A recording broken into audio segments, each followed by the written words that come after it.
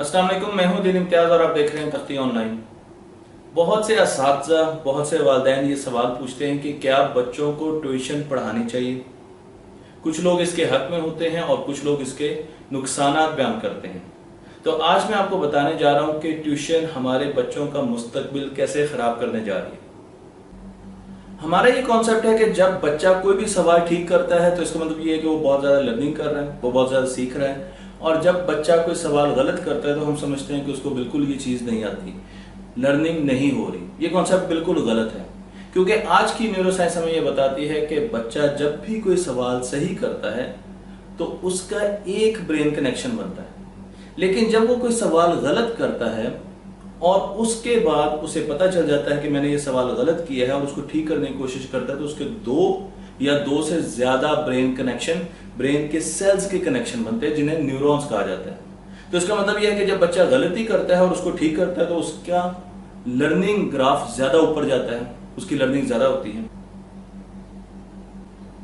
मैं आपको एक कंपनी जिसका नाम है चैलेंजिंग लर्निंग, उसके एग्जीक्यूटिव सीईओ से मिलाता हूं जिसका नाम है जेम्स नॉटिंघम। जेम्स नॉटिंघम वैसे तो ऑस्ट्रेलिया में रहते हैं, लेकिन पूरी दुनिया में लेक्चर्स देते हैं। उन्होंने 6 किताबें लिखी हैं और उनकी किताबें लर्निंग के बारे में हैं, बच्चों को पढ़ाना कैसे चाहिए उसके बारे में है। उन्होंने अपनी किताब में एक कॉन्सेप्ट दिया है जिसे लर्निंग पिट कहा जाता है, द लर्निंग पिट कहा जाता है, जो बाहर के स्कूलों में बहुत ज्यादा पढ़ाई जाती है। हमारे बच्चों को उसके बारे में बिल्कुल इल्म नहीं होता। और इस छोटी सी डिपिक्शन में, ये एक तस्वीर है जो मैं आपको दिखा भी रहा हूं। इस छोटी सी डिपिक्शन में आप देख सकते हैं कि एक बच्चा है जो कि एक घड़े से बाहर खड़ा हुआ। और जब भी हम किसी नई चीज को देखते हैं, हम मैथ के सवाल को देखते हैं, हम किसी कॉन्सेप्ट को देखते हैं, तो पहली मर्तबा बच्चा ये समझता है कि उसको आता है, ये चीज तो मुझे पता है।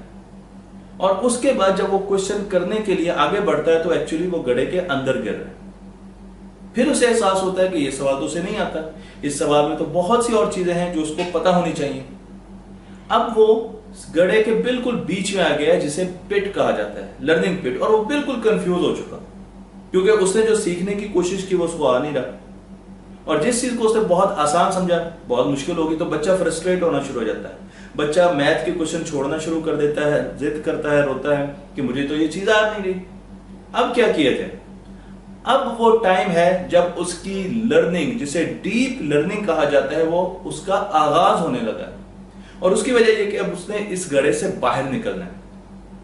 और उसको गड़े से बाहर निकलने के लिए जितने भी टूल्स की जरूरत है, जितने कॉन्सेप्ट्स की जरूरत है, जितनी वो रीडिंग करेगा, उससे उसके दिमाग के कनेक्शन ज्यादा से ज्यादा बनना शुरू हो जाएंगे।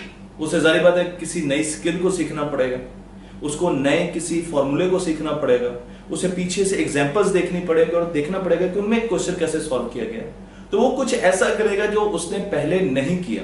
ये वो टाइम है जब इंसान की लर्निंग मैक्सिमम होती है।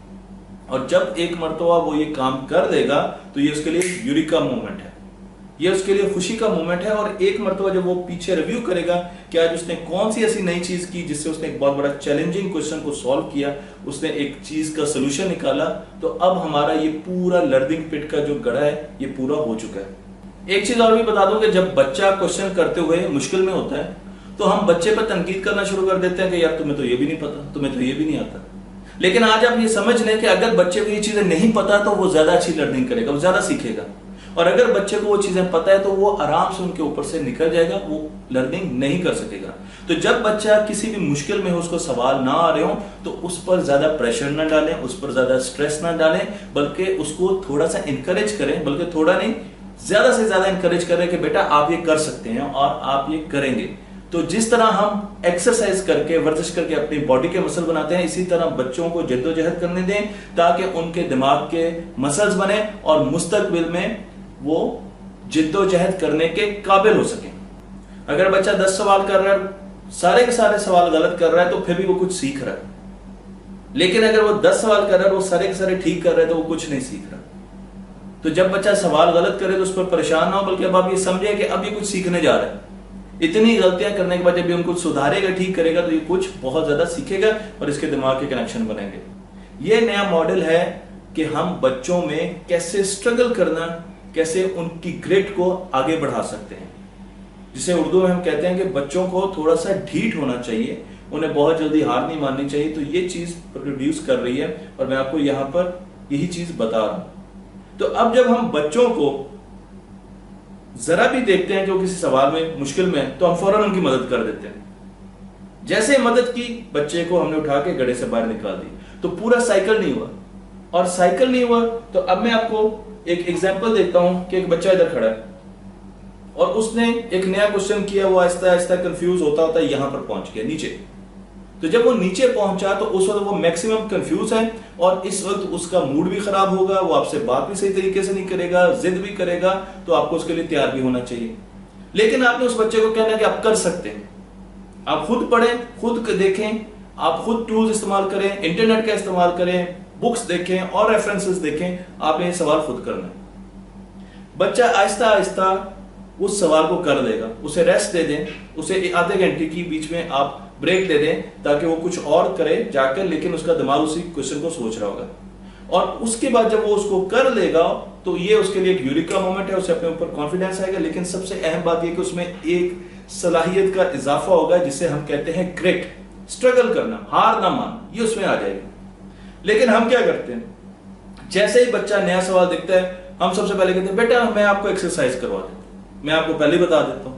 हमारा ट्यूटर भी यही करते हैं, हमारे पेरेंट्स भी यही करते हैं। तो जब आपने बच्चे को फौरन उस क्वेश्चन का आंसर बता दिया, उसको सॉल्व करना बता दिया, तो आपने पहले ही उसको उठाकर यहां से सीधा इस किनारे पर पहुंचा दिया। अब उसमें ब्रेन कनेक्शन नहीं बने, उसकी लर्निंग नहीं हुई, उसने स्ट्रगल नहीं किया। उसके बाद जब हमारे ट्यूटर आते हैं, वो बच्चे को किसी भी क्वेश्चन में फंसा हुआ देखते हैं, परेशान देखते हैं, तो वो फौरन उसकी मदद करते हैं और बच्चे की जो वो अपनी स्ट्रगल है वो नहीं होती, इसलिए ब्रेन के कनेक्शंस नहीं बनते।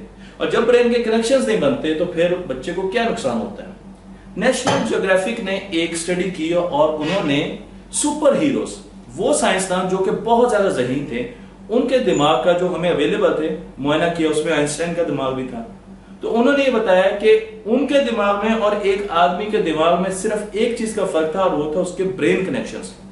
जो सुपर साइंटिस्ट थे या सुपर हीरोज थे, उनके ब्रेन कनेक्शन ज्यादा थे, उनके दिमाग की तारें ज्यादा जुड़ी हुई थी और आम आदमी के दिमाग की तारें कम जुड़ती हैं।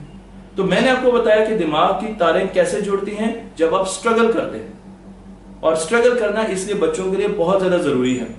तो आखिर में मैं आपको यही बताऊंगा कि अगर आज आप अपने बच्चे को ट्यूटर रख के ये अज्यूम कर रहे हैं कि वो ज्यादा नंबर ले लेगा, तो वो नंबर तो ज्यादा ले लेगा, लेकिन मुस्तकबिल की जो आने वाली तरक्की है उसमें वो रेस हार जाएगा। और मैं कई मरतबा ये कहता हूं कि आने वाले दौर में हमारे बच्चों को नंबरों पर नौकरियां नहीं मिलेंगी, डिग्रियों पर नौकरियां नहीं मिलेंगी, और ये बहुत जल्द होने जा रहे हैं। 5 सालों के अंदर अंदर आपको ये चीज नजर आ जाएगी। तो अगर आप अपने बच्चों को सिर्फ नंबर्स लेने पर उनकी तवज्जो मरकूज कर रहे हैं और उनमें ग्रिट या उनमें स्ट्रगल बीच में नहीं डाल रहे, तो आप एक बहुत बड़ी गलती कर रहे हैं।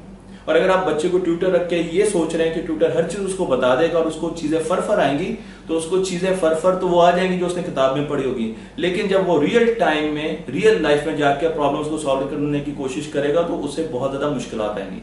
और मुस्तकबिल की नौकरियों में इन चीजों को नजरअंदाज नहीं किया जाएगा, बल्कि ये सलाहियतें देखी जाएंगी। यहां पर मैं आपको यह भी बता दूं कि जब बच्चा इस पिट के नीचे होता है, कंफ्यूज होता है, तो उसको आपकी बहुत ज्यादा हौसला अफजाई की जरूरत होती है। अगर उस वक्त आपने अपने बच्चे पर रहम खाकर उसकी मदद कर दी तो आपने सारा का सारा काम जाया कर दिया। आपने अपने बच्चे को जहनी अपाहिज बनाया क्योंकि उसके दिमाग के कनेक्शन नहीं बने। और अगर आपने सब्र करके अपने बच्चे को कहा कि आप कर सकते हैं, आप यहां से पढ़ें, आप यहां से देखें, उसको आप थोड़ा सा गाइड जरूर करें, लेकिन उसकी मदद ना करें, क्वेश्चन ना सॉल्व करके दें, उसका कोई भी प्रॉब्लम सॉल्व करके ना दें।